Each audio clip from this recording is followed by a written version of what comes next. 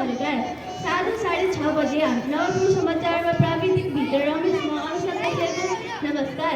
मौसम सम्बन्धी समाचार। हाल देशमा पश्चिम वायुको सामान्य प्रभाव रहेको छ भन्ने कोशी गढाडी र कर्णाली प्रदेशका उच्च पहाडी तथा हिमाली क्षेत्रमा आंशिक बादल लागेको छ। जल तथा मौसम पूर्वानुमान महाशाखाका अनुसार देशका बाँकी भूभाग मुख्यतः मौसम सहमा रहेको छ। आज दिउँसो तराई भूभागका केही स्थानमा मध्यवानसम्म विभिन्न कर्णाली र सुदूरपश्चिम प्रदेशमा बादल र बाँकी भागमा आंशिक बादल रहनेछ।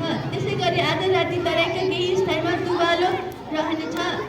यिनी समाचारहरूसँगै अहिलेको लागि हाम्रो गतिविधि सकिएको छ। आज साँझ 6 बजे अर्को बुलेटिनमा हाम्रो भेट हुनेछ। समाचार सक्नु अघि मुख्य समाचार पुनः एकपटक। नवरङ्गपुरमा सरकारी गाडीको दुरुपयोग प्रशासनले गर्यो उम्मेदवारले सचेत।